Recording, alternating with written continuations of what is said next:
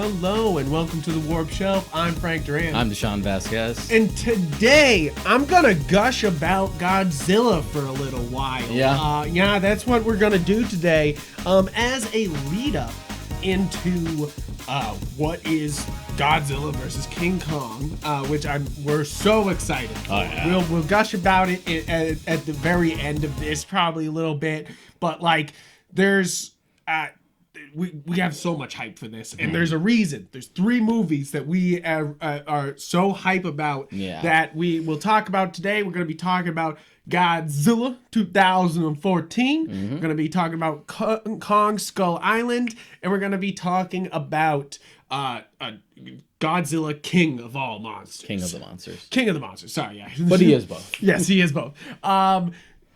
These are movies that there's a reason why these are special in my heart. Right off the bat, I think I have to like kind of get to the root of why Godzilla, this American Godzilla is so special to me, because all we had was this bad boy over here.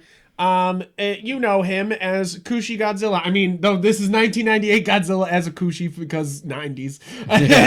And he's great because his movie sucks, but he's a great Kushi ball. But really, as a kid, I watched this Godzilla movie as already a Godzilla fan. Like when 1998 Godzilla came out with Matthew Broderick, that's a lot of fish. That's a lot of fish. That's a lot of fish.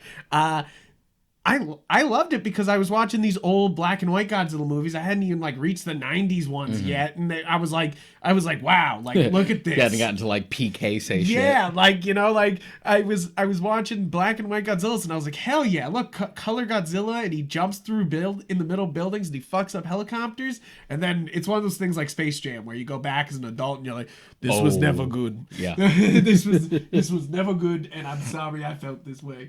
But I did learn it was like a teenage years where I was like, like this makes more sense now. Like, so this is one of the things you were like raised on, like from an early age. I've been raised on Godzilla for a long time. My stepfather introduced me when we first met him. He introduced me to Three Stooges and Godzilla, and pretty good introductions to show your kids, and interesting pairing. Yeah, interesting pairing. But it's one of those things that like I always loved Godzilla, and I always attach it to him. He passed away when I was 12, so it's one of those things that like it's like sort of how I still reach out to his memory and stuff like that he introduced me to this stuff. And it's like I also always loved Godzilla for the sake of the filmmaking behind it, because like one of the great things about Godzilla is you can see the filmmaking on screen, how much detail had to go into the buildings that they made, the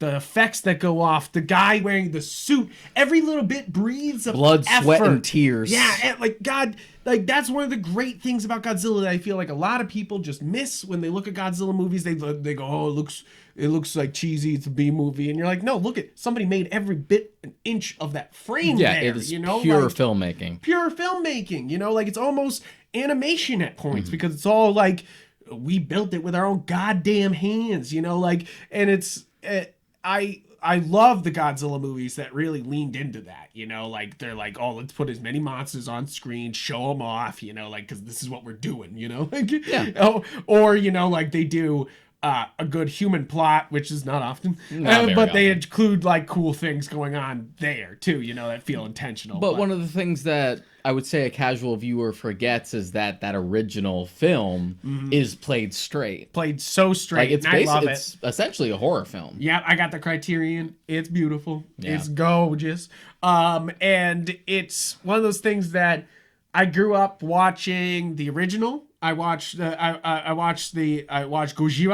And then I saw the American version, of course, afterward, because I was like, well, what's the difference? Like I was like, what's going on here? And which is, I think, an always interesting comparison. I could write a whole fucking essay on like why, and what are the differences between these two movies. But like, that's not what we're talking about today. Just a little preamble. But basically, Godzilla means a lot to me, like nostalgia-wise.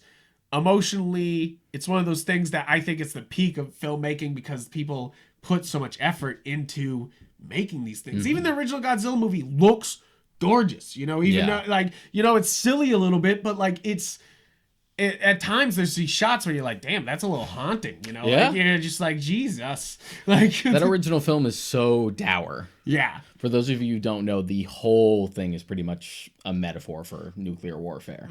Which a lot of Godzilla movies do live up to later on. They talk about that. And of course, there's like, the oxygen destroyer is worse than a fucking nuke, you know, like type of thing that happens often. So, like, you know, we go into Godzilla 2014. It's been since Godzilla 2000 since there's been anything in America released. That's a Godzilla thing. And even longer since any, like, an American theaters. attempt after the TriStar film. Exactly. Didn't amount to anything. They were like, well, that's a dead property then. And you're just like, no. Made a pretty decent animated series, though. Yeah, not bad. I can only find it on DVD on Amazon, but I'm like, man, give me a weird Blu-ray of this. Yeah.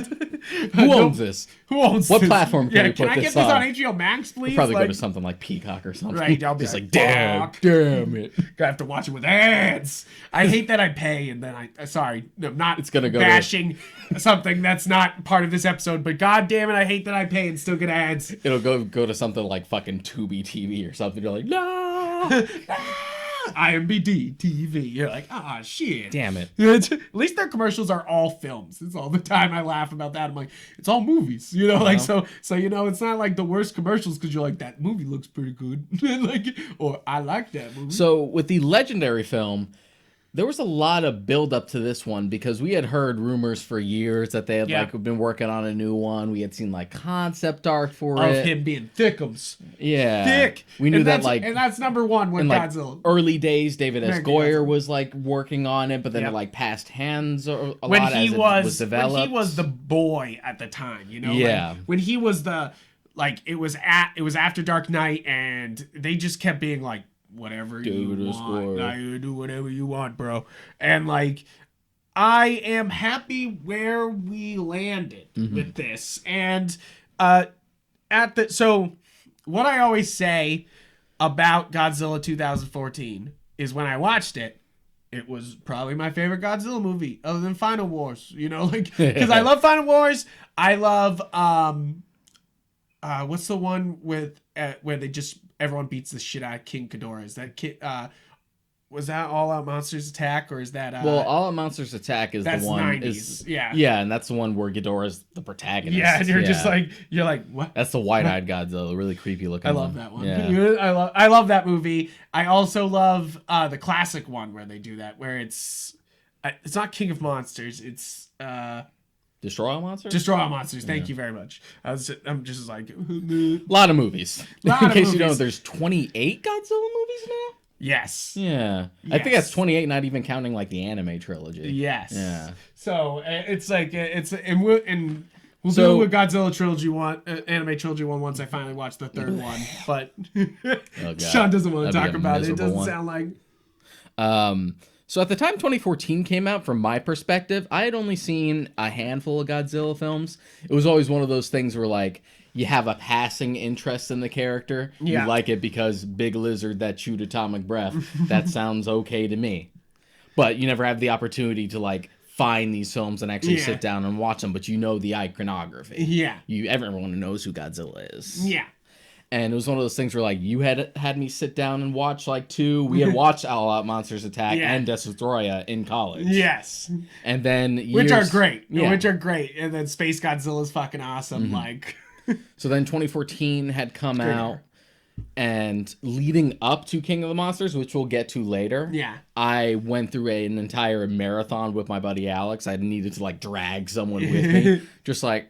Because we had done similar stuff before, just like, you want to watch every Planet of the Apes movie? And we did. Which is a lot. Yeah. Which is a lot of movies. It's not a Bond watching but we had or already, a Godzilla watching. But that's the thing. We had already done Apes and we had already done Bond, and Godzilla has more than Bond. Just like, all right, here's the next step. Here we go. Bow, bow, bow. And you went through all the movies. Yeah, leading up to King of the Monsters. Nice. And in retrospect, it made me appreciate 2014 all the more, because I felt like, even without having the context of all the films except for like cherry picking certain ones, I'd felt like the amount of polish in 2014 was just like, I haven't seen all the films, but I feel like this is probably better than most. It's like, so there's great movies with great monsters and great fights, like of course Biolante's great monster, awesome, but like it also doesn't have this great, it's not a great story. Sometimes it's just like, they're just like, girl, do you think you can talk to Biolante? And she's like, yes. I'm talking to the plant.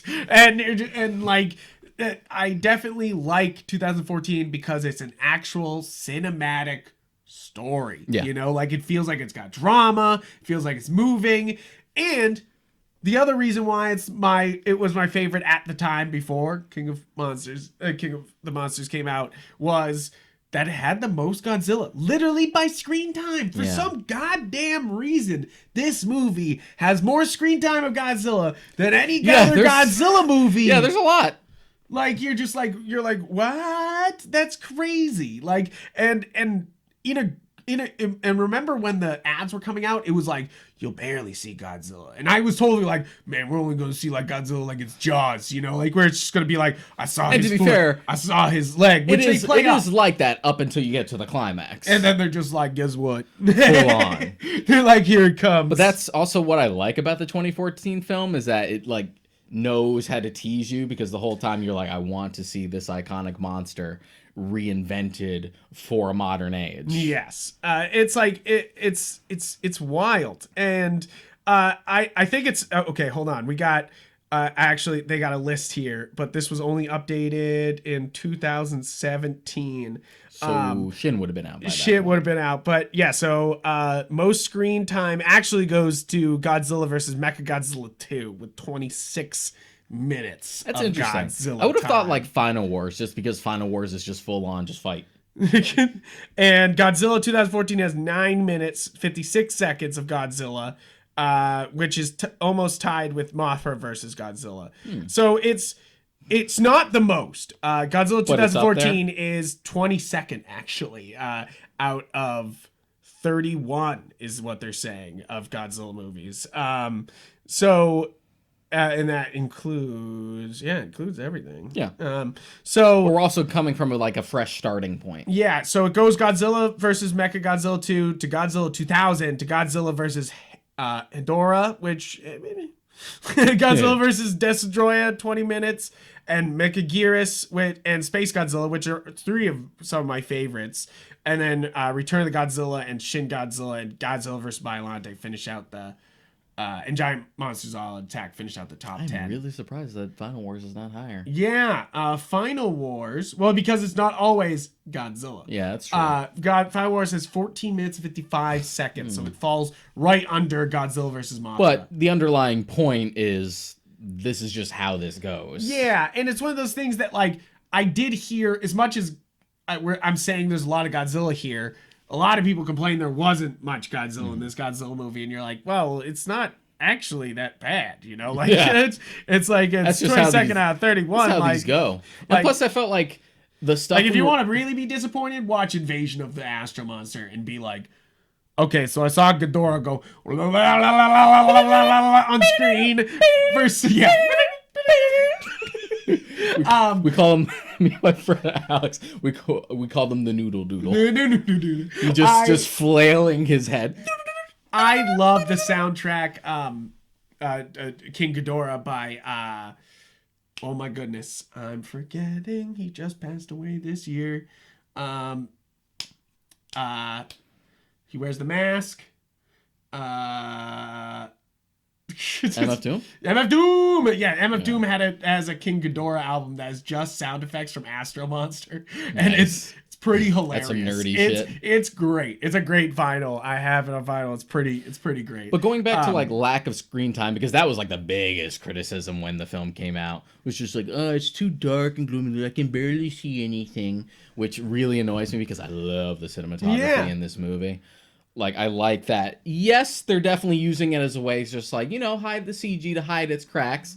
But the way Gareth Edwards portrays scale, and you get these beautiful shots of Godzilla in fog and silhouette. Yeah. You get that great shot with the flash behind them. Literally, there's shots that are just like backgrounds for computers, you know, like you're just like, damn, that looks so good. Yeah. You know, like, And just that's the idea- definitely one of the strengths here is Garth Edwards makes this movie because he's the director of Rogue One. He understands scale, you know, like he understands what makes a battle big and what makes it like this, like, fun. Godzilla has you know, like this weight and presence to him, and so do the Mutos. Yeah. And it even goes so far as to have a little detail as every shot you get in the movie, they were strict about it only being a shot that could feasibly be done. So my only main criticism of this movie, because I do enjoy it. I actually like that they kill Bryan Cranston fast. Guys, we're going to talk spoilers. Like, if you haven't watched this Godzilla movie, god damn it, guys. Right, like, it's like, I love that they kill him off soon. I like that they stick with his son. Like, I like that movement, but my main problem is that this is just, the monster is just the orcas from Godzilla 2000. Yeah, it's like a little bit of that and like a little bit of the Cloverfield monster. Yeah, and it's like, I don't mind the monsters here. I don't really mind the Mutos, but it's the same thing as the other weird, it's weird. I American release that we last had. I feel like the Mutos actually need different names because Muto is actually just a generalization for like all the monsters. Before they were generalized as Titans, so Mutos are just kind of like just Mutos. Yeah, well, they call them like Muto something, Muto Alpha. I forget what they. Yeah, I know. I remember what you're talking about. I have like a Godzilla comic somewhere around here. But yeah, I like them fine. But as far as like design and execution, they're not really anything wholly unique. Yeah. But given the presentation and polish of the film, like I was completely entertained with them being the main focus until Godzilla showed up. But so my criticism is also a plus for the movie, is that my criticism is that they're the same as the orcas, but in reality they're better designed and better done than the orcas. So it's like Godzilla 2000 is kind of a letdown of a movie because I was trying to say earlier that it was the last one that was put out before this was Godzilla in 2000. Like, and it's a fine movie because you get lots of Godzilla in the shots. It was number 2 on this list for the most screen time. But it is one of those things where you're just like, it's just not a very exciting movie. Yeah, you know? the Orca kind of has like a cool design. The coolest moment in that entire movie is when that jaw opens wide and he tries to like swallow him. Yeah. That's about it.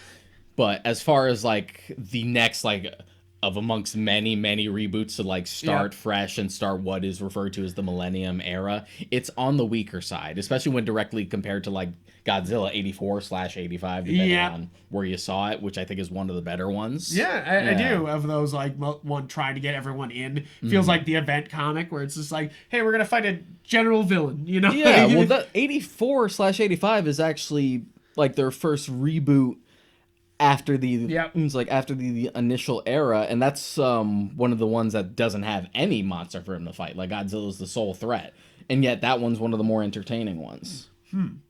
It is. And it's weird that 2000 actually has something for him to fight. Yeah. It's kind of dull. Yeah, right? You're just like, okay. Yeah. Like, so it's not like, necessarily down to, like, the fights. Yeah, because, but the thing is that Godzilla is about the fight sometimes. Yeah. And that's why King of the Monsters comes out of nowhere, fucking clocks Godzilla 2014 to the face. But 2014... we'll talk about it. But 2014 does a really good job of really trying to harken back to that original 1954. Of like, this is a disaster movie. A genuine disaster movie. Which, that's why I enjoy it so much. I think it's there's a lot of Godzilla movies that try to be disaster, but like, they kind of just like go through it and like run through it like it's an anime, you know, like they're just like, hey, I'm somehow on the other side of the city now, you know, like instead of like... Here's the genuine, like the Mutos absorb nuclear energy, little touches like Godzilla's soul, which of course they like get rid of afterwards, but Godzilla being so large that even him entering a surface like causes a tsunami. Yeah, right. You're just like, oh shit. Him just arriving. But they're just like, no, that would fuck shit up for our. But that's the difference between tone. In the same way that Godzilla raids again, the very next The very next two movies Yeah. were Raids Again and King Kong versus Godzilla, which immediately went more Silly, lighthearted. Yeah. and trying to just do fun fights. Mm-hmm. Yeah. And the thing is that they took the criticism of not enough monsters and they bring that over to Kong, which they implement a little bit, and then they really lean into it with King of the Monsters. I would argue they overcompensated. Yeah. But I ain't complaining about I ain't it. complained about it. Like, a lot of people did, though. A lot of people, when they went and saw that movie, which I know we're jumping around a little, but like, when they went and saw that movie, they were like, wow, so much monsters. I was getting kind of like sick of them just slugging each other. And I was like, bitch, you dumb bitch. Like, you're the same motherfucker who complained that there wasn't enough of it last time. You're just like, God damn. But it's like one of those things that... It's sort of like going from Superman Returns to Man of Steel. Just like, this shit is so boring. Can Superman just punch something? And then he you get Man of Steel. everything. You're just like, okay, now he's punching too much. Just like, come on, man. Exactly. They're like, where's my happy medium? And you're just like, there is none. Like, there is only all the way. Yep. Like... But to stick back to Godzilla 2014. I love the direction of this movie. Mm-hmm. I think the actors do a really solid job. Elizabeth Olsen's great. You know, like if you're like, man, I love WandaVision, go back to it. You'll be like, wow, she was pretty darn good in this. The only criticism I have is that because I didn't mind them like killing Bryan Cranston's character so early on because I thought that was kind of ballsy. But he is the most engaging character, and when you lose him, you're kind of stuck with Aaron Taylor Johnson's character. That was a U-style flub. It's spreading. Oh my god. And his character isn't really all that engaging. Yeah. He's just kind of a soldier. He's just kind of living through the disaster. Yeah. But the reason I sort of forgive it that, even though I've said this before about Gareth Edwards' work, that's kind of his weakest aspect is his characterization. But in a film like this, it's especially having watched all the films, it's pretty common, so it doesn't bother me as much. Yeah. I think that the cast is pretty good. Ken Watanabe is great all the time. Mm-hmm. Like I think he's always awesome. Is Captain Russell Hampton the guy who's supposed to be the guy from Kong, or is that in King of Monsters that he's supposed to be Kong? This guy. Richard, no, different character. Didn't think so. I wanted to make sure. So I mean, it's a solid cast of Aaron Taylor Johnson, Elizabeth Olsen, Bryan Cranston, Ken Watanabe, and a bunch of side characters. And like, I dig this movie because it is the most cinematic Godzilla movie. Yeah. You know, like there's no question in my mind that like even though it has some lackluster moments, go back to the other Godzilla. And there are movies, elements of it that we continue to get further and further away from as the franchise goes along. Like every film gets a little brighter, a little clearer to see because they're not afraid to be like, fuck it, CG, broad daylight, who cares? I feel like they were flexing in Kong when they're shooting in like the super bright daylight to show off the hair. They're like check that out. But there are aspects of that 2014 film that I miss. I don't need as much the minute details like that tsunami thing, especially when you're going in a more lighthearted tone. But I sort of do miss that like sense of scale and like absolute weight. Yeah. Like it puts you in that seat, that POV of just like, oh, I feel like I'm in the presence of these giant creatures, these godlike beings that I could do nothing to.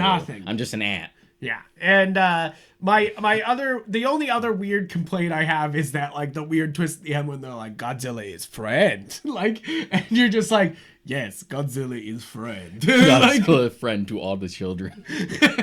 That's kind of how it ends, is them being like, Godzilla, actual good guy, don't worry. He won for all of us. Sort of, kinda. Kinda. He was gonna do this anyway. He was gonna fuck this shit up anyways. Like, but you know, he did it for us. And you're just like, did we need to add this? Like, what kid was not getting that? Like, that Godzilla's not a good guy or bad guy. Yeah. You know, like I just don't understand. And it was so funny because this was like a year after Man of Steel had come out, and all like the complaints about the destruction and the collateral damage and stuff like that, to have a movie who had that arguably does even worse. And to also have that ending of it portraying it as heroic was Yeah. kind of funny. Yeah. Especially because Godzilla is just like a creature of complete independence. Right, and he's just like, I'm gonna not be, he doesn't care if he's a good guy. He's just gonna fuck the shit up. And you're just like, come on. I just don't want these two fucking. Yeah, right. You're just like, but I think that's the only other part of this movie that I was like, Okay, like fine. I guess, like it gives me back. Like I love the old Godzilla movies, but there's like moments where you're just like, did we have to like really lean into that? This was a really kids movie, you know? Like you're like, did we have to like really lean in? You couldn't just like play it as straight as a movie and everyone just goes thumbs up, you know? Like because they're like, and that's why I love the '90s and '80s films is that they start just being like Godzilla for adults. So we should talk about aesthetics because we did talk about like the Muto's design and like the elements that it incorporates. Are you talking about Godzilla design? Godzilla himself, of course, especially because there's you the have joke that he's thickum. Yeah. He's thick. He's a big boy. He's thick boy. But reality, I dig this. It's a fantastic modernization. Right? So you have a lot of changes to Godzilla. There's that's one of my favorite things about Godzilla. It's like is that he can change. You can change up his design and still be Godzilla and love it. You know, like still be like, this is really cool.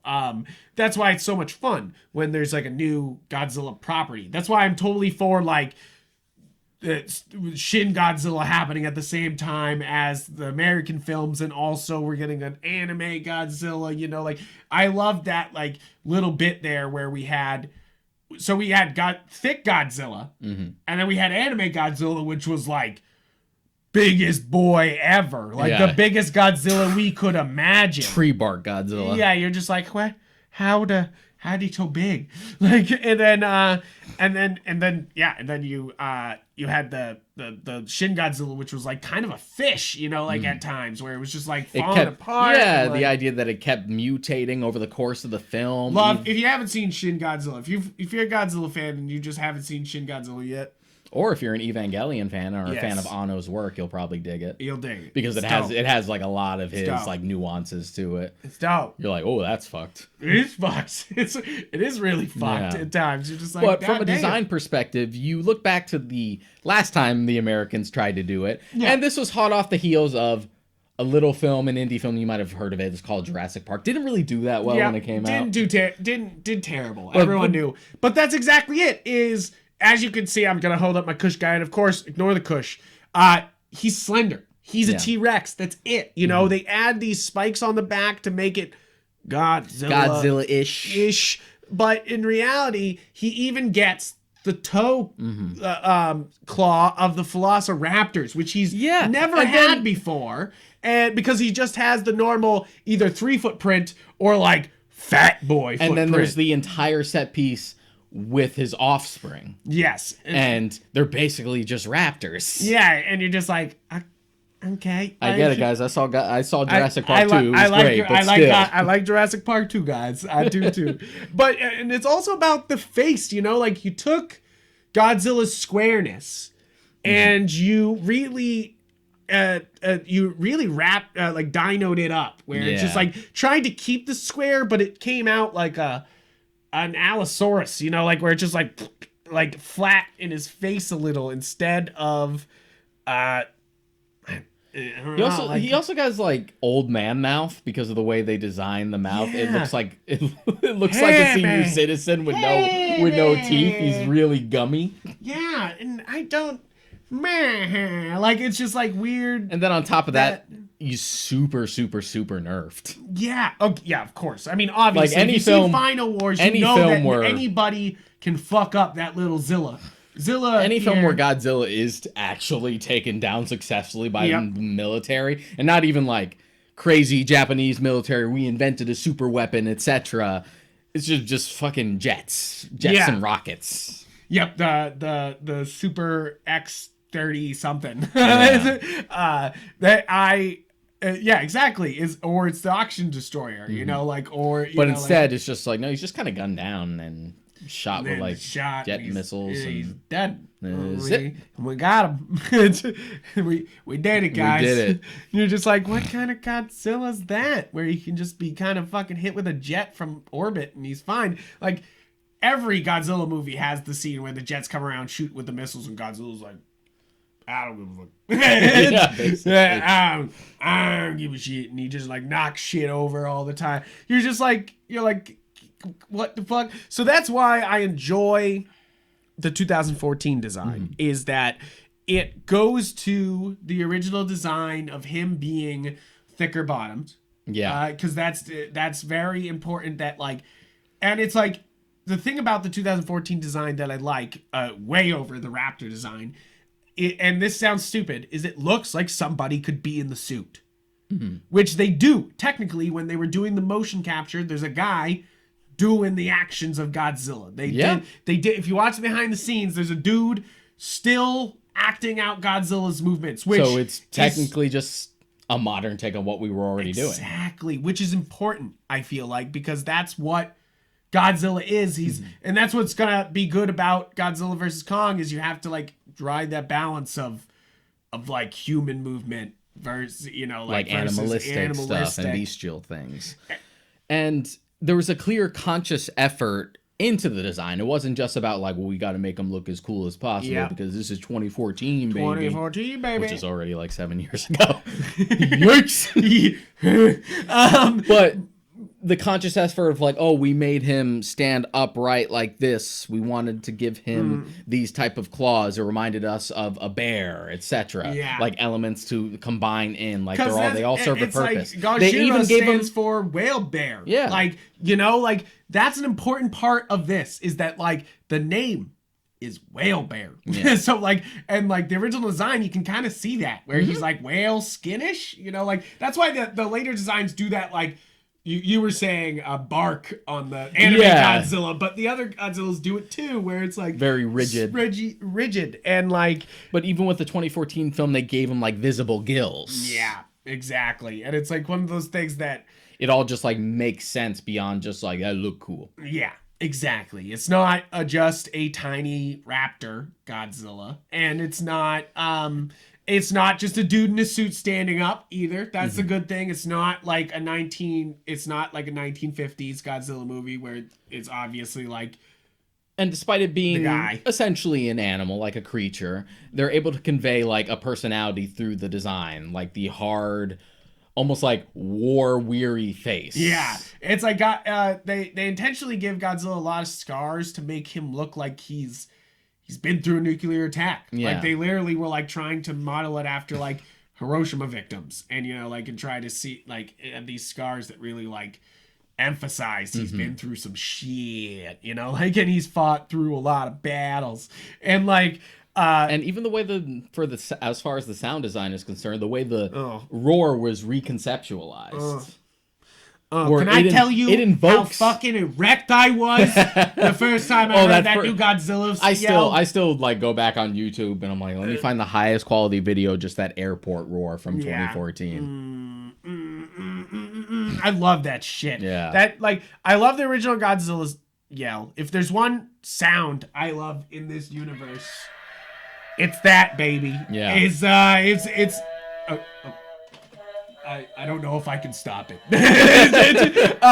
But it's, and I also love this theme. That's the other thing, is they modernized the theme a little. They didn't fully use it. They were definitely going for their own thing. But once you got to King of the Monsters, they actually straight up did their own original rendition of it. But again, the soundtrack's really good in 2014 and King of the Monsters and Kong. All of these have great soundtracks. Yeah, 2014 was definitely like, at the year that came out, it was like the most fun I had at the movies, which says a lot, because that was the same year that like Winter Soldier came out. Yeah, right. It was a fun year. It was full of great stuff. So the thing, I love the design. The soundtrack's great. The cast is good. It's very cinematic. So I was kind of like, well, what did they do next? You know, because they're hinting at a lot of things here. You know, at the end of Godzilla, they're like, oh man, there's other shit coming, man. And Kong exists, and they're like, Well, yes and no. We have sort of an interesting set of circumstances. Before Kong Skull Island was sort of even thought of. Yep. We had the announcement not too long after the first one came out that like a second one has been greenlit and Toho's given them permission to use Ghidorah, Rodan, and Mothra. Yes. So we're like, yeah. Yeah. It's like, all right. And then years go by and we don't really get it. And then meanwhile, I'm pretty sure it was Paramount. You might want to look this up. But it was another company at the time wanting to make a rebooted Kong film. And over the course of the development, the rights to it eventually went to Warner Brothers, which everyone wanted because it's just like, well, if it's at Warner Brothers, it's at the same house as Godzilla. You know what that means, baby. Right. So then over the production, once it was made at Warner Brothers, it could retroactively, or during the production when it was actually finally made, be a part of this new established universe. Then we start like getting cinematic universe-y and building up. Yeah, exactly. And I think that Kong is, you know, like, is this first step into it being a real MonsterVerse. Mm-hmm. And what's great about it is it's not an Iron Man 2 where they're like, we're trying to start all these other movies, man. Yeah. Kong goes, no, this is about Kong and Skull Island. End. Like, you know, like, they're like, there might be some silly human characters, but that is it. Yeah, right? and Skull Island's also an interesting one to talk about because it's a huge contrast for any of the previous Kong movies. Yes. Because it's also, first off, tallest Kong. Yeah, tallest until Kong. Godzilla versus Kong, which is obviously tallest monkey. Like, oh man, he beat his own record. he beat his own record, baby. Yeah. But this is the tallest Kong. So there's a lot of Kong movies. If you wanted to do another series of movies all in a row, there's a fuckload of Kong movies. Aside from like the two Toho ones, like King Kong versus Godzilla, and I think it's called King Kong Escapes. Versus, I thought it was King Kong. I think it's King Kong Escapes, or it's like King Kong Returns or something like. I know it's the one with Mechanicon. Yeah, Mechanicon. Yeah. That's but aside from like the two Toho ones, most of them tend to follow the same basic story because that original black and white film is an iconic movie. Yeah. So every time we tend to do another Kong film, unless it's like a sequel like Son of Kong, we tend to just remake that again. Yeah, which is kind of what Peter we have to talk about Peter Jackson's Kong when you're talking about this, because it's the most recent Kong. It's the one that's still fresh in people's minds, and this movie isn't very afraid to wear that it's sort of an influence on this movie. Oh, I mean, you can tell that like it's one of Peter Jackson's favorite movies, and there's love and reverence for this movie just permeated throughout that entire thing. The Peter Jackson one, the Peter Jackson one is so like you could tell that this was his passion project. Mm-hmm. Like, there's a lot of like Peter Jackson working on things, like, but and I know he loves Lord of the Rings, but like King Kong felt like he was like, man, I'm doing it, guys. He was such a nerd that after this was done, he went so far as to reconstruct a lost scene from the original film using old school techniques. And you're like, what? Yeah. and I love that movie because the island is cool. It's full of dinos. It's full of weird things. The giant bugs are actually kind of scary. Yeah. Like, the movie is a real flex for people. Yeah, and there's this real like genuine like serenity to it. Like, it's like, this is cinema. This is beautiful. This is a beautiful story. This is important.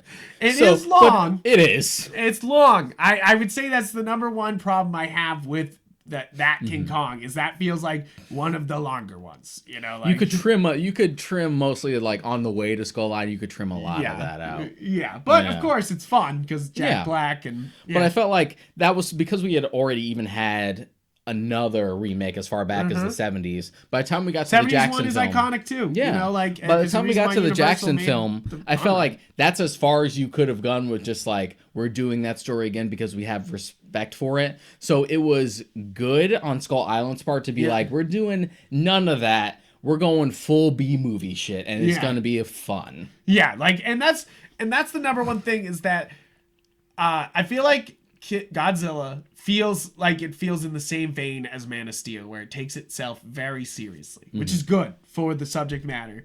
Where Kong feels like it loves what it's doing. Yeah. You know, like it's like as much as I like Godzilla 2014, Kong is like, we're gonna have some fun today, guys. Like, I'm gonna bring in some monsters. Which in turn, we're gonna do time stuff. We're gonna do not time travel, but like it's a period piece. Period piece. We're gonna have a fantastic cast. Like Kong, I think beats all of these movies with its cast. Its cast is unstoppable. So full. And so well done. Tom Hiddleston, Brie Larson, John Goodman, Samuel Jackson, John C. Reilly, even John Ortiz is hilarious in this. He's so good. And I love that Mark Evan Jackson is in it for a little bit. The guy who in The Good Place is the team, and he's the lawyers in Parks and Rec. You're like hell yeah. But it's one of those Thomas things where the Middleditch is film, in there. You're like, what? Because it felt wholly its own and was so much more lighthearted, it also helped to just lighten up the universe in general. Because King of the Monsters already gets like light, but it still has a lot of elements like the aesthetic and keeps a lot of that same DNA from the 2014 film. Where it's like, we're going to tell a good human story, you know, like... Skull Island gets a lot lighter, but it helps to just sort of brighten the universe in general to make everything sort of gel a little bit. Literally, too, because we were talking about it earlier. The Godzilla 2014 tries to be like cinematic and dark, and you can't see, and there's like a little bit of CGI, and that's sort of hiding that doesn't look super great all the time. But it doesn't look as bad as 1998, where sometimes you look at shots and you're like, who the fuck approved this shit? Kong does it all in the daylight. Just fucking most of the movies in daylight. They don't even do a there's no like... There's a few night scenes, but it definitely doesn't make up the majority. Yeah, it's like very... Like, I even think about the spider scene being all in like bright daylight, you know, like, and lots of other like... And of course the final scene is just in this like overcast... It's like dawn. Bright day. Yeah. Like, what's great about this is for a lot of things. First off, the director is fantastic. If there's somebody that we love on this show, it's Jordan Bot Roberts. Yeah, I love him. Like he's doing great, and I want him to do all. He has amazing, interesting meditations on film. He is definitely like a filmmaker's filmmaker. Like, he understands the medium, he loves it, he respects it, he goes to bat for people, and he has really interesting ideas. Yeah. It interests me because there's a little Metal Gear Solid, like, reference in the film. The boat that they go on is called the Gray Fox, and Jordan Vogt Robert is a huge Metal Gear fan, and he's tapped to direct the Metal Gear Solid film, which... You know me, I've said it before, all video game movies are guilty until proven innocent. Yep. But that's at the moment. Good evidence. But one of the good things about it is that he clearly understands the material. I've seen him like post about it and like talk about conversations about the themes throughout like the entire series. He's also posted like concept art for the movie. And I'm like... He seems to get it. He seems to understand. That's already a good fucking start. He seems to understand instead of the other two Doom movies where they're like, did you guys even play a fucking Doom game? That or like Sonic, where I doubt there was even a script. It was just a focus group graph turned into a movie. They're like, hey, they want it to be a road trip movie inside. No, but okay. Beside the point. Not getting off on Sonic once again for like a third episode in a row. But Kong, the other great thing about Kong is that I was saying it earlier, it's not afraid to show off Kong, and it's not afraid to include monsters in the plot, but it also just gets down to fucking business. Yeah. Like, first off, right away you have this scene, you have the starting scene where it's the two guys falling out of the planes and then fighting each other until Kong finds them. Yep. But then that's like your first peek at Kong. But then like literally 15 minutes later, we have an actual like full-on Kong. We're on tearing Skull these guys Island, apart. They arrive, and he just fucks their whole day up.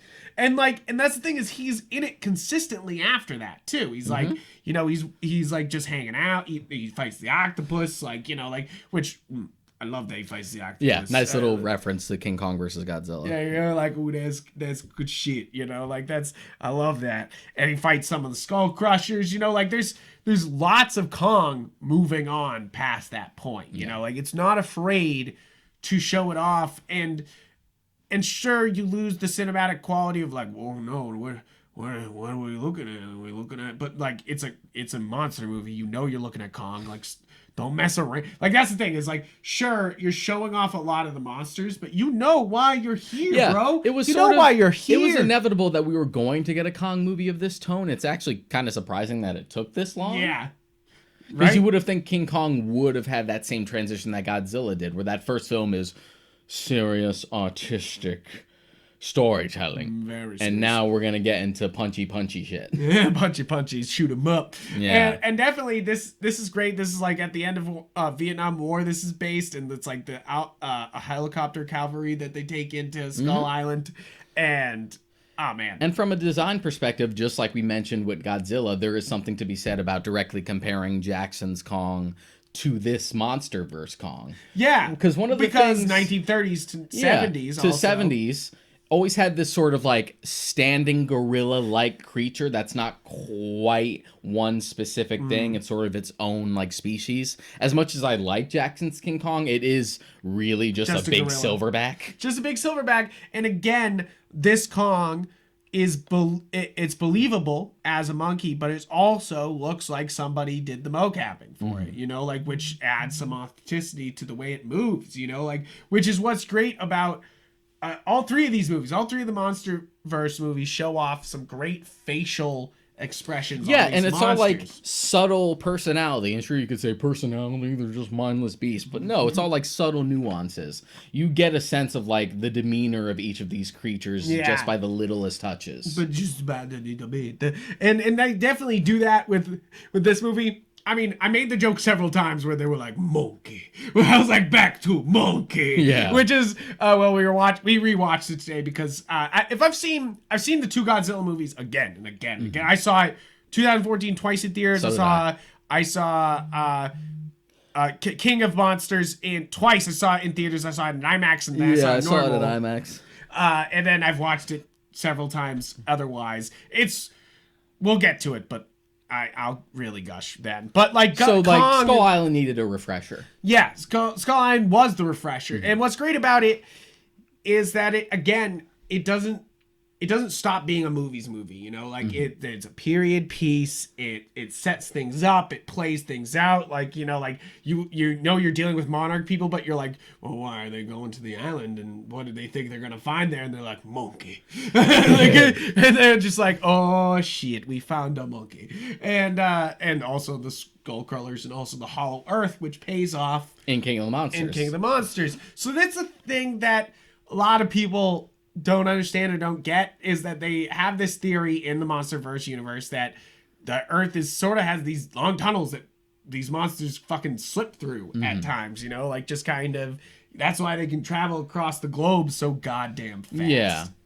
And the fact that there are like these like hidden pockets of the world within the hollow earth. That's why they've been hiding. Yeah, that's it's very you can't Journey. See all these titans all the time. It's very like Journey to the Center of the Earth. Or if I have to like speak down to modern audiences, remember in Aquaman?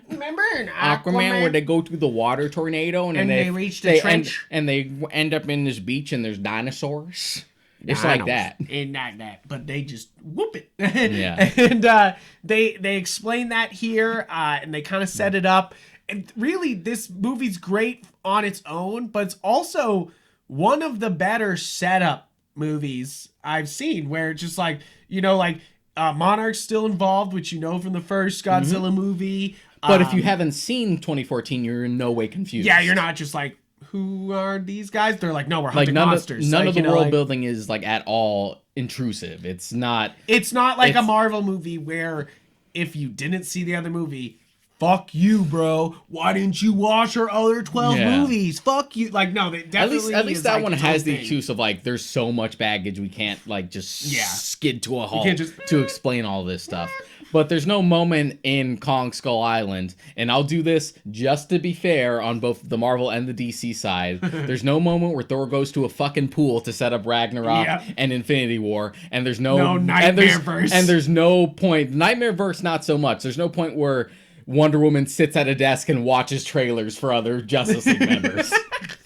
That's true though. And the music plays the and she's just like, is that the Flash? Is that Aquaman? Is that Cyborg? You're just like, what? Like, but yeah, exactly. There's no moment like that except at the end when they're just like, we found these cave paintings, and look what they got on it. They got Rhodey, Mothra, King Ghidorah, and most of all, Godzilla. And you're just like, oh shit. And they end with the roar, and you're just like, like I already liked the movie a lot. That's the thing. It's like the movie charmed me to hell. That's definitely what the movie's doing, you know, like is that it takes you for a fun monster movie ride, but also keeps the characters so light that it feels fun, you know, like, and it doesn't feel out of Jumanji-ish. I feel like out of all the cast, and it's not just because they have like the most amount of like big names in Skull Island, but I probably find the characters in Skull Island the most engaging. It is. I would say this is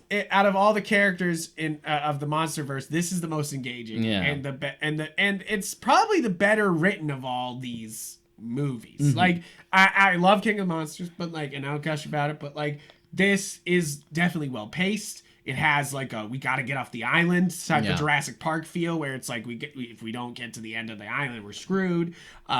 Which is one of the reasons why Jurassic Park 3 works a little bit. You know, like they have to get to the other side of the island or they're fucked. Yeah, and then they almost get there, and the Raptors are like, "I kill you if you don't get my baby back, bitch." I fucking love that sound the Raptors make.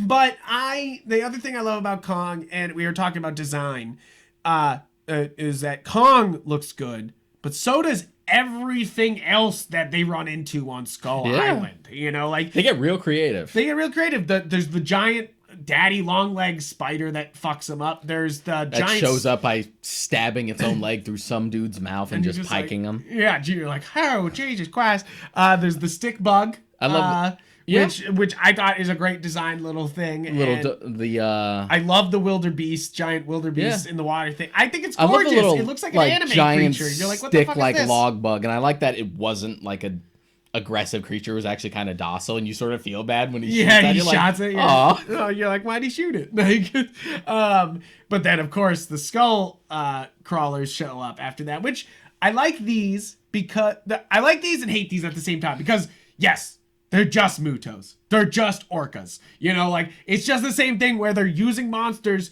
that don't pertain to anything else, and you're kind of like, do these even have the nice enough design to even matter about you guys using them? And they do a good job where these at least feel unique, and there's different versions of them. And to be fair, unlike Godzilla, it's not one of those cases where like you're watching the Mutos and you're just like, yeah, these are fine, but I know you got a huge pile of other monsters we could be seeing instead. Yeah. Whereas like Kong only has his set amount of movies, and it's mostly remaking the same story. Yeah. So it's not like he has a huge rogues gallery to pull from. Exactly. But it was a good change. Other than ripping somebody's jaw open. He's got to do that. That's common. It was a good change of pace because usually Skull Island is just dinosaurs. Yeah. So the fact that we went creative and bugs. Yeah, and bugs. So the fact that we like really broadened it out was really nice. It made Skull Island feel otherworldly. It does. It almost feels it's like the designs feel Studio Ghibli-ish, you know, like it does feel I really felt that with like the wildebeest. Yeah, the wildebeest definitely, especially because it's so peaceful and it just like turns around and leaves, you know, like that scene's kind of beautiful in a way. It's like this weird moment where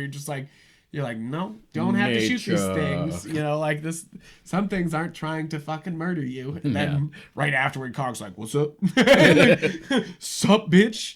And I mean, the giant octopus is well designed. Like there's lots of little things here that are so well designed. And I love the design of everyone wearing the army uniforms and looking 1970s. I think it adds to like everything here, you know, like it doesn't feel like just it adds this kind of like, it's fun, but it's also like, oh man, this is like, like a cool aesthetic. It also gives like a far more organic, like palpable reason for like Sam Jackson's character to be so antagonistic. Yeah, and be so angry. Yeah, like, and so vengeful, just projecting everything. I do love onto that Kong.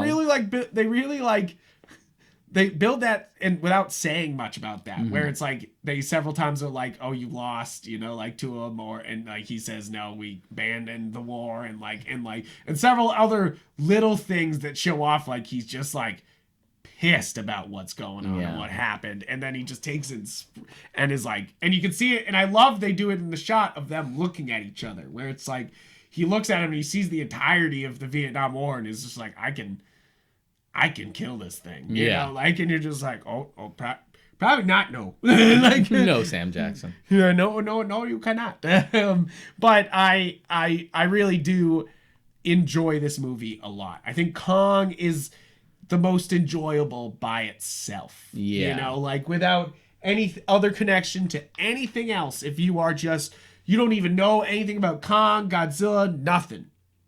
This is a good just movie. plays. It's solid. It is, my one complaint is the John C. Reilly character is silly, and it strikes this weird, like, it might be too silly balance. I wouldn't say it like breaks the tone, but it kind of bends it. Like, it bends it really far, where you're starting to hear it creak. Yeah, where it's like, it's a cool idea of what they were saying, but it's almost like...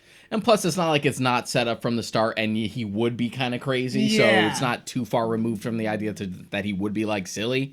But just the way the jokes are played, you sort of get, like, a bit of tonal whiplash. Yeah, and it's kind of just like you entered another John C. Reilly movie, which is not his... I can tell it's not his fault. They just told him to be funny, like, they told him to do his normal thing. And the film was pretty pretty great good in everything. I love John C. Reilly. I love John C. Reilly in everything. Yeah. Like, really, though. Like, I think he's great in these very serious roles, and I think he's hilarious. But it's just one of those things where the film did a pretty good job of just being funny, usually just by snark. Yeah. And just like moment-to-moment situations, and really good meta humor, I like. Like, Jordan Von Roberts is clearly just a big movie fan. Like hold on to your butts is what Sam Jackson's things. Like, and one of my favorite moments, two of my favorite moments, is when a soldier's about to fall in Kong's mouth, and it hard cuts to a dude eating a sandwich. Yeah, stuff and you're like just that. like, ooh. Or the idea that there's a soldier running away from Kong, and there's someone who yells to him, "Run to the side, you idiot," because that's always a thing in movies, where they just run straight. If they just ran sideways, it would just help. And he ends up running sideways, but it doesn't help him because Kong just fucking swipes him anyway. You're just like, nice. I also love this about this movie is that, like, 2014 is like, we'll kill anybody, but like Kong is like, we'll literally kill everybody in our cast. Like they're just like, we'll kill not only everybody. that, and not even like give them a dignified death either. Yeah, it's like brutal that's shit. my favorite part is that, like, even in we talked about Jurassic Park a couple times, but anybody dies in Jurassic Park, they get a send-off shot, like a hero shot. That's how you know somebody's really dead in a movie. I always say is when they do a hero shot and then they get killed, you're like, dead. Even the ones that don't get like, instead of like heroic, dying off screen. Even the ones that don't get like heroic deaths like Nedry is still way toned down compared to like the book. Yeah, it's just like, silhouette of Dilophosaurus pouncing on him and screams as we see the Barbasol getting buried. Yeah. Book. It's like, I've lost all my senses, but I can literally feel the dinosaur cutting open my stomach, and I can feel my intestines in my hands. You're just like, but, man. And because I'm a horror junkie and I love fucked up shit like that, like, I love how it's like, despite how PG-13 this movie is, how just fucking hardcore it gets with this stuff. Like, one of my favorite deaths is, like, the guy with the grenades. He runs forward and tries to throw the grenades at one of the skull crawlers, and just, like... tries to have his big hero sacrifice, holds the grenades in his hands. He just gets fucking tail whipped into a mountain and blows up. It's so fucking funny. Yeah. I know it's not supposed to be, but, like... It kind of is. It kind of is, Like, it's one of those moments where you're just, like, perfect. Yeah, or like John Ortiz's character, where It's just like, we got to get to the point. We got to get to the point. It gets fucking swiped by like these almost like pterodactyl like creatures with a really sharp like beaks, and you see him up in the air as they fucking like dismember him. And you're like, whoa! You're like, you see, with last week's episode with the Filthy Casual, that's what I'm talking about with where it's like a hard leaning PG-13. Yeah. If you're gonna do delayed PG-13, that's what At I mean least as far do as that. like pushing it. You know? Push it. Yeah, they say PG-13 for intense sequences of sci-fi violence, action, and for brief, strong language. You're like, intense sequences of sci-fi violence. There's one. I love that. You're There's like, one it's a monkey. F-bomb. It's the opposite of sci-fi. It's monkey. There's one F-bomb in the film, and it's for a joke. Yeah? Yeah. I forget where it is. You while you were watching it, you were away when it played. Oh, dang. They're exploring the forest, and they're just like, "Oh, watch out for the trees." He's like, "Why? Ants, big ones." Just like, "Oh, there's one. It sounds like a bird, but it's a fucking ant." You're just like, shit. And it sounds like a genuine bird. She's like, "It must be a big ant." It must be. It definitely is. You're like, no. I think these two directors, I think all three of these directors are such interesting choices for these movies, you know, like, and they add such a unique flair to each one, you know, like, and really take it in their own direction, you know, like, because this could have just been like another cinematic Kong story, you know, like, but instead they were like, nah, I'm gonna do whatever I want, there was a take like, beyond just like homaging the original film. And I think that's really what matters here is it had a take and it really goes for it and it works. Yeah. You know, like instead of really going for a take and just being like, brush this off. It's like very much, this is my favorite Kong movie. Like out of all the King Kongs, I do love Peter Jackson's. I've seen it multiple times. I've seen it in theaters multiple times. There was a re-release of it and I saw it in theaters when it re-released. I like that movie a lot. Like, so do I. 3 hours long, but it's good stuff. But it's definitely one of those things that, like, that Kong moves so fast. It's got such great actors. It's got a good soundtrack. Like, and it just doesn't give two fucks most of the time. And I think they're different beasts. Yes, no pun intended. And there's also the 70s King Kong, which is just a very classic King Kong story. It's you know? fine. Like, it's a little dated, and I'm not talking about just like, oh, the special effects don't hold up or anything like that.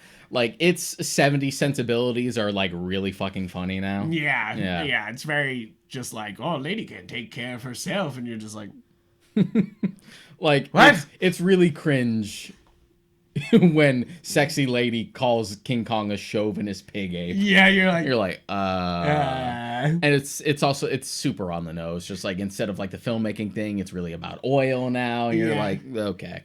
Yeah, you're like, I get it, especially at the time. And the original King Kong it's really is great. ham-fisted. The original King Kong is great, but of course, I think the effects sometimes just make me laugh more than they do anything else. Where like Godzilla strikes this like balance of being like serious and the silly effects. But it's like Kong just comes across sometimes the original Kong story. I mean, I admire all the like techniques, all these different techniques that they employed to pull each one of those shots off. It's amazing. But it's amazing. Man, I appreciate the craft, but I can never take stop motion in a live action film seriously. It does look rad. It just it always sticks out like a sore thumb. Yeah, and especially back then they were really trying it. And you're just like, no, like what is it? Is it not Attack of the Titans, where it's all stop or motion. even stuff like RoboCop. Yeah, where it has like the occasional stop motion shot, and you're just like, what the fuck just happened there? Even The Thing has like one or two like really quick stop motion shots, moments. And they were gonna have a lot more, but then even John Carpenter was just like, this doesn't match. Yeah, it doesn't look the same. You know, you gotta go with your gut on that. You know, like just be like, no, this doesn't look the same. So is that it for Skull Island? Move on to King of the Monsters? I think so, because I really do enjoy that movie. Yeah. But King of the Monsters. Okay. Fuck yeah, man. Fuck yeah. This movie's great. This movie, I don't want to hear your shit about anything about this movie. Oh, there's too much monster fighting. Shut up. This is amazing. Amazing. Incredible. Amazing. I love this Kiss one. my ass with your fucking Rotten Tomatoes score. Seriously. I like, and on here it's a 6.0 on IMDb. I love this movie. Yeah, so do I. Okay, number 2, there's a couple things. First off, updated designs of some of my favorite monsters. Yeah, Mothra, Rodan, King Ghidorah, all updated. Yep. Even Godzilla Even gets Godzilla a little tweak. tweaks, yeah. He's a little longer boy this time. Yeah, he's a bit slimmed down. His dorsal plates are updated to be a little more traditional looking. Quite big. Yeah. You know, like, And his tail's been blunted. It was like completely sharp in 2014. Now it has more like a flatter end. yeah, exactly. It's like little tiny changes. So I love the design. I love that it's based in Boston. There's a bit where they're in the Antarctic, Well, which the are like climax is in classic. Boston, yeah. But the climax in Boston. First off, we're from Boston. Yeah. That's probably why you're listening to us. So like, yeah, and fuck Fenway Park, burn it all, knock down the Prudential Center. Fuck yeah! Like it's one of those things that it's. I've been watching Godzilla movies my whole life, and they attack cities I've never been to. Even Godzilla 1998, it's like, hey, they're attacking New York. You're like, I've seen that. I've been there. You know, like you're like, that's nice. And they do the same thing with Godzilla 2000, or is it 1985 where they go to New York? I forget. But one of those two, they go to New York for a bit, and you're like. And Final Wars even does the crazy New York scene. I love. Yeah, and they go. I love the you fucking tell him the drunk guy, and you're just like, and Rodan Final Wars goes all over the map. Goes everywhere. Goes to Sydney and stuff like that. It's crazy. Love it. But it's one of those things that sorry, where was I on that? I was saying on designs, and I love the designs of Mothra here. It's a well done. To be honest, it's the only design. To be honest, it's the only design and by extension iteration of Mothra I actually give a fuck about. Badly about Mothra. I know. In my household. Mothra is everyone's queen. Everyone loves Mothra. She queen bitch. Maybe it's just the maybe it's just the edgelord in me, but I just even when it was announced that the sequel was greenlit and we were getting Mothra, King Ghidorah, and Rodan, it just baffled me that people were. It's all about Monsters Attack, you know. You're like, okay. It baffled me that people were more excited by the useless fluffy butterfly than that 3-headed golden dragon that shoots lightning out of its mouth. I mean, yes. I love that Rodan's back because he's the number 2 man. If there's somebody who fought and then teamed up with Godzilla, it's Rodan. Mm-hmm. You know, like Mothra is definitely Godzilla's queen, like always trying to help him out, like or stop him. Meanwhile, somewhere Anguirus just weeps. Yeah, there's actually an Anguirus Easter egg. Yeah, right. He's it's like a skeleton. Right, and I'm just like, good. And they weren't allowed to do that, so Michael Dougherty hints at it in the commentary. It's just like, pay attention to the shot coming up. There's a skeleton of a monster that might look familiar to you. It's playing real coy because they did not have the rights to use Anguirus, but they were just like sneaky about it. I remember seeing that in theaters and being like, oh, there he goes. He's like, there he is. There's my boy. It's really quick too. It's like blink and you'll miss it. So I love and I mean, most of all, King Ghidorah's update is great. Looks great. I was excited for King Ghidorah the most one because I just like King Ghidorah. It's a golden dragon with he's the main boy. He's the main bad boy. He's the main. You gotta fight him. He's the arch nemesis. He is. Even in the Mothra movies. And just given like the sheer scale and weight and how well they updated Godzilla's design, like just picturing and that they keep him a space monster. Yeah, you know, like that's one just of those the things idea like, of them trying to update Ghidorah in the same vein. I was just like, oh, it's gonna be so sick. I love the design. Love that they fuck up Boston. It's one of my favorite bits about this. And it's a good thing. And I'm glad that you mentioned the space thing because I did not think they were going to go for that. Right? It's one of those things that you're just like, no. Because King of the Monsters is definitely like sillier than 2014. Like it's willing to get a little more out there. Yeah. But even then, I figured that it'll just be whatever. He's a rival Titan just like the other ones. But the fact that they actually kept the element that, like, Ghidorah's from space. And that's the reason why they hate him. You know, like all the Titans are like, fuck this dude. You know, they're like, nah. I mean, I did say enough about Rodan a little bit there. Rodan is thick as hell in this. Mm-hmm. You know, like his Mothra's big and Godzilla's big and King Ghidorah's big. But like, for some reason, Rodan looks like big, you know, like he worked out, you know, like he's just gains. Like beans, and it's just one of those things that you're like, Mothra's you're like cool. actually pretty small as far as like a body is concerned Yeah. because they made it proportional, made the wingspan like really big, which I kind of dug. Yeah, I dug that. You're just like that's cool by me. It looks more like a genuine insect. I love the face of Rodan where it I know it's a CGI creature, but they definitely went for this original like pterodactyl dino look that they had in the original movie.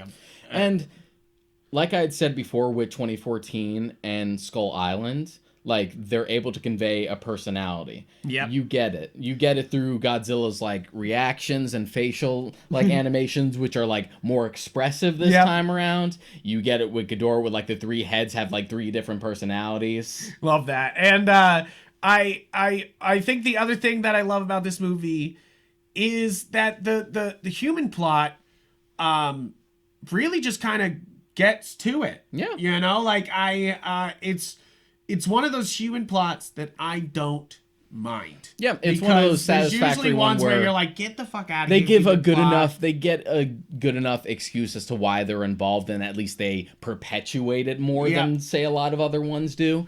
It does run into like melodrama and even like a sloppy environmental message by the end, which is very on brand because that's a lot of Godzilla movies. That's very Godzilla. That's why I was totally like, that's fine. Just like, wow, you guys nailed it. Yeah. Even down to the stupid environmental messages.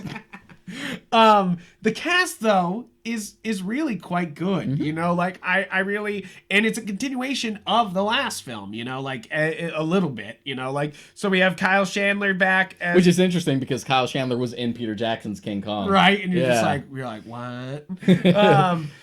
You have Vera Farmiga. She's fantastic. I love her always. And then you have 11, Millie Bobby Brown, Millie, like basically at the height of her popularity at that time, and she's still very popular. I don't know what I'm saying, but like, you know, like she's where it was just like everyone was like Stranger Things, and then they were like put her in Godzilla, you know, like, and of course Ken Watanabe's back. I love Bradley Whitford. I think he's great. And the villain being Charles Dance from Game of Thrones, like the Lannister, you know, like you're like, yes, Tywin. You're like, yes, please. I love that.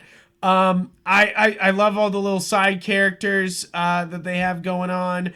And I think Michael Dougherty is one of the better directors. Michael Dougherty is one of those directors who only has a handful of films under his belt, but he's been a director that I've like kept my eye on now because of Trick or Treat, because of Krampus, because of and this. Godzilla. Yep. Like, come on. That's great, you know. Like those are three great movies. It's clear this guy likes his monsters, likes his creatures, so why not give him like the big boys? Give him the big boy. And I feel like he really brings a lot to this, and a lot of people complain that there is like too much monster fighting in this movie. There's too much, like, when it gets down to it, it's just like slug and fest, you know, like beating the shit out of each other. And to that, we've already brought up, fuck yourself, because people already complained about there being not enough action in Godzilla. And then King Kong was like, here's some monsters, and they were like, well, those aren't recognized monsters. And then they're like, well, now we're gonna only fight recognized monsters. And you're just like, nah. And you're just like, no. This is cool. This is awesome. I had such a fun time in the theater. Like, I don't often just like sit there unless it's a truly mind-blowingly great movie, I just sit there and marvel. This, I sit there and marveled at it. You know, like, it just was so much fun. So much smash, crash, bam, boom, Godzilla roar, you know? Like, it's like one of those things that it just triggered all these great happy feelings for me, you know, like, and just like this, and as much as this movie is a little bit more messy, it is not, I would say that's my main criticism about it. It's just a little bit messy at story points, but I do like the human plot being like, oh, we have this thing from the last time that calls animals, and now we've made it better, you know, like, and now we can like fake an animal yell to get Godzilla to show up, you know, like, which and then like you act like they build on that to make the kind of fight. like it's kind of like the Hanna-Barbera cartoon where they have like the fucking button that just like summons him, and you're just like, oh Jesus Christ. Like he just can't. But like I kind of like that, you know, because it adds this like reason for the human characters to exist. It's definitely, that's the other thing, is like, if you're gonna put a human plot, make it worth it for the plot. It's definitely, you know, an approach to a Godzilla film coming from a big fan of it, both in like every positive and negative connotation. Yes. Yeah, exactly. Is that I feel like this movie is the most Godzilla movie that ever Godzilla, you know, like mostly is what I think. And that's why they incorporate his original roar in certain scenes. They do a new rendition of that original theme. Yeah, a different beam. We finally have a fucking Godzilla movie with the actual Godzilla song from Blue Oyster Cult. Right, you're like, yes. And finally. Also, it's the best version of that song. It's so fucking good. I've listened to it 1,000,000 times. And you get the combo move of Mothra and Godzilla, which is just not a thing you get in many other movies. And you get a full fight with Ghidorah, you know, like this is like, you know, like this isn't some like small little thing. This is like full on like end all like fight there to are the Easter end. eggs, there are references. They incorporate Mothra. They have like her theme. They incorporate the twin aspect. They keep Ghidorah. Yeah, which from you're just space. like, you're like, how did they you find a way to incorporate fucking the sneak twin burning aspect? Godzilla in there. The oxygen destroyers in this. It really leans into being a Godzilla movie in a great way.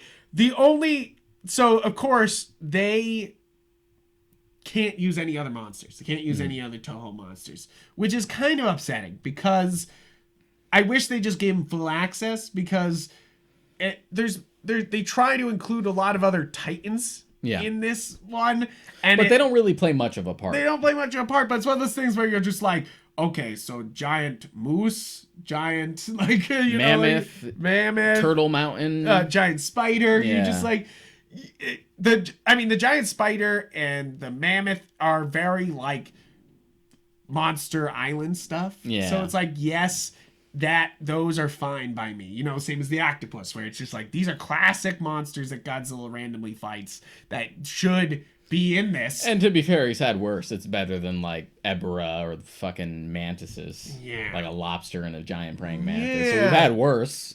Yeah, exactly. Yeah. And it's one of those things that I'm mad about them not using Toho monsters, but it's also like one of those things where you're like, it's fine if you make them up, but don't try to use them. Yeah, you know, like that, and we already have like enough time to spend with the monsters we get, that adding even more. You already say this film is messy. Imagine like trying to bite off more than it can chew with more. Exactly. I think that it rides this nice balance of what the monsters they have, show them off pretty darn well. I don't think anybody gets shafted screen-wise other than Rodan like he always does, but like that's just like because it's Rodan, and then you're just like, get out of the sky. Bah! He still has some pretty cool set pieces. Oh yeah, one of the most exciting set pieces is when he's actually like chasing them. Love that. Yeah, love that scene. I love this movie. I know it's kind of a guilty pleasure because I know it's not a perfect movie, but it's one of those movies that is like, this is one of the best Godzilla movies. Against the Pantheon, and against the Pantheon, it's like top tier. It is. That's the thing, is if you're comparing it to other Godzilla movies, you can't deny that it's top tier. You already had the more serious, like nuanced take, homage to the 54 film with 2014. Now we're on to like schlocky monster fun. Yeah, which that's what it came here for, man. Yeah. Like that's the number one thing about King of the Monsters is I'll loop this around to the beginning of the episode. There was not many Godzilla movies you could see in theaters. And to really see, especially one at this scale with this much money thrown at it. Exactly. And to see this movie where I finally get to see, because they couldn't use them before, the other monsters finally in action, it's just a joy. And the fact that like, they're it's such a so well represented, but still wholly their own interpretations, especially like Mothra. Exactly. You're like, thank you. I like Mothra so much in this that I was kind of disappointed that she got axed. I'm like, damn, I like this version. Yeah. It's okay, we got the egg. Yeah, you got of course, there's always egg. Who knows what egg. I mean, who knows what the future holds, just because, unfortunately, what the MonsterVerse, as good as these movies have been, they've continually like underperformed. 2014 did well. Skull Island didn't necessarily underperformed, but it didn't make the money they wanted. Yeah. And then King of the Monsters really didn't do all that well. Yeah. And I think that was to some bad reviews where they were just like, it's just monsters beating each other up. And I'm like, yeah. Duh. And also, thank you. You know, like, you're like, but what? The interesting Godzilla versus Kong is an interesting thing to talk about. Because it's funny. Godzilla vs. Kong feels like, even though it's kind of the end of this MonsterVerse, it feels like the first one where everyone's like, if you Godzilla versus Kong. If you just look at the numbers, like the number of views for the Godzilla versus Kong trailer has more than any of the MonsterVerse films before it. Which is crazy. Even people who hadn't seen the other films are like, ooh, I want to see that, so now I'm going to catch up. Yeah, and it's kind of funny that, like, that's kind of happened, because, like... I think it's just the iconography. Yeah, of King Kong Everyone versus knows Godzilla. Like, King Kong even and if you Godzilla. didn't even watch the original movie of Godzilla versus King Kong, you would still find this as an iconic fight. Yeah. You know, like, it's the same thing as if you didn't read The Dark Knight Returns, you would still like, well, not like, but Batman versus Superman. You'd understand it, you know, like, and I think that this is kind of in the same vein of Batman versus Superman, where it's like everybody's gonna go see this movie because it's these two guys duking it out, you know, like these two dudes finishing the fight, you know, like. And hopefully, if the indication of the interest is anything to go by, maybe it'll do enough where we can kind of keep this thing going. Yeah, because I would like, I wouldn't mind more solo Kong films, but I really want more Godzilla films, especially if you bring Michael Dougherty back. Cause you're just like, please. He says if it were up to him, he would love to do Biollante. I'm like, oh, legendary like, Biollante, come on, give it to me. So Godzilla versus Kong. It comes out. It's in end of the month. End of the month. I think it's the 31st now is what they went with instead of the 26th. I want to see it in theaters, but of course I'm gonna be safe. I'm gonna see if there's anything I can see. Yeah. But again, it's important for me to see these in theaters. This is what I'm trying to say. I love the cast. The cast is great. It's all good people that I like. And we have returning characters. And you have returning characters. Billy. The director is Adam Wingard. I think it's weird that we've changed directors every time, but like also, you know, that's kind of film. Sort of like the fun of it too. Everyone has their own take. Yeah. So Adam Wingard is the director. He was a director in one of the VHS movies, in one of the shorts of ABCs of Death and VHS 2. But then he started doing his own big full-on movies with The Guest, Outcast, but the big ones in the last two is the Blair Witch remake in 2016 and Death Note in 2017, which we talked about Death Note extensively several times about this, so it's just like we will not talk about it again. But it's one of those things that movie, if you take away all the parts that like upset you about what it is, like it looks good, you know, like it looks like a Death Note movie, and it plays like a Death Note. Just kind of a sleazy horror movie, which I didn't even mind that take towards it, but its biggest problem is how much it wants to adhere to the source material, but also not. I feel like most of its problems could have been solved with just like, this is just an original thing. Yeah, you're just like, eh. I feel like the right way would have been to be like, oh yeah, Death Note, the Death Note that you know happened, but this is someone else getting the notebook now. So he's a pretty darn good director. It's again like Michael Dougherty and Garth Edwards, where they have these smaller resumes and they're given these big properties. I like The Guest. The Guest is good. Yeah. I have a lot of hope for Godzilla vs. Kong because, of course, the trailer and the marketing is actually really fantastic. I also, of course, there's things to talk about, like, of course, the height difference in Kong. He's very short compared to what Godzilla is in Godzilla King of the Monsters. But they were like, oh, but that's not the final growth of King Kong. Yeah, in Skull Island, they established that he's still young, so he's still going to grow. And as we've seen in the Godzilla vs. Kong trailer, he definitely grew. He grew, and he's big enough. I have reservations, of course, about this movie because you should be in any movie that like this that's a big tent pole. It's like, it could not be good, but I have a lot of hope for this movie. I'm so excited, you know, like, and of course they talked about there being a definitive ending, which Sure. It's one of those things that, like, sure, I've been there before. I'm expecting a technicality. Yeah, right. And then, of course, we team up against, spoiler, we all fucking know who it is now, but I'm still not going to say. Yeah. You know who I'm talking about. It's the big hunk of junk, like, is all we'll say. But, like, I am excited for this movie. I will hold my reservations, but it's one of those things that this is an iconic movie. I'm very excited. But it's also one of those things where, like, and it's not to diminish the series up until this point, it doesn't take much to satisfy me with these. So you got to do something really fucking bad, dumb to make me mad. Exactly. So that's the reason why I'm excited for this. Is that you have the advantage. They have the advantage. I'm excited about it. And what I've seen, I'm like, yeah, I'm down. Yeah, right. Like, it sure looks good. Like, it looks good to me.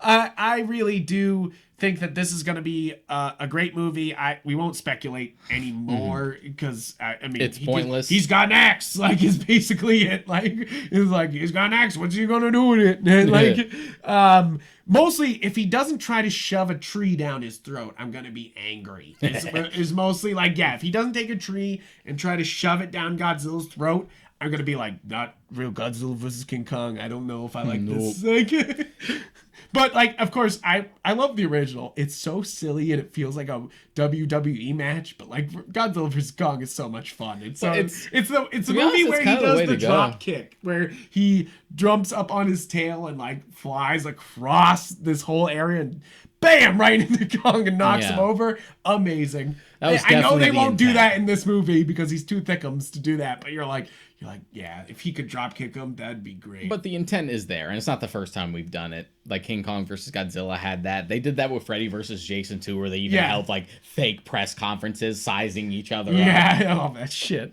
That's the thing, is this movie's fun. It sounds fun. I'm excited for it. I want to see it in theaters, but thank God for HBO Max. Yeah.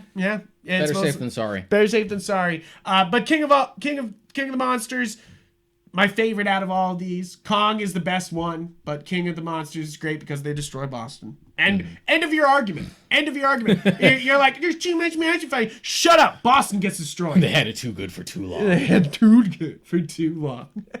I love it. It's one of those things that you just sit there being like, and then they're knocking over that building. Nice. And they're knocking over there goes that Dunkin' Donuts sign. Yeah, right. It's just like so much Dunkin's getting destroyed in that movie is my number one thought whenever they're destroying Boston. I'm like, you know how many Dunks are ruined by this? Like at least 60, like in that one step. That for those of you who don't like live in our same area, we're pretty ridiculous about Dunkin's in New England, especially in the greater Boston area. Like you can go downtown. House, there's one where there's a Dunks on one side of the street, and then if you go through the intersection, there's one on the other side. Yeah, and you're just like. You can go to downtown and literally find like a Dunkin' on the same block, one block from each other. From another Dunkin'. You're just like, how do you guys ridiculous. Compete? Or they don't care. But guys, thank you so much for tuning into this episode of Godzilla-ness. We're excited to actually do the review. That is coming. Do not worry. When it finally hits on the 31st, we're gonna watch it and we're gonna do a whole episode on it and we'll go deep. But this will be like kind of a two-parter, which we, kind of a build up to it.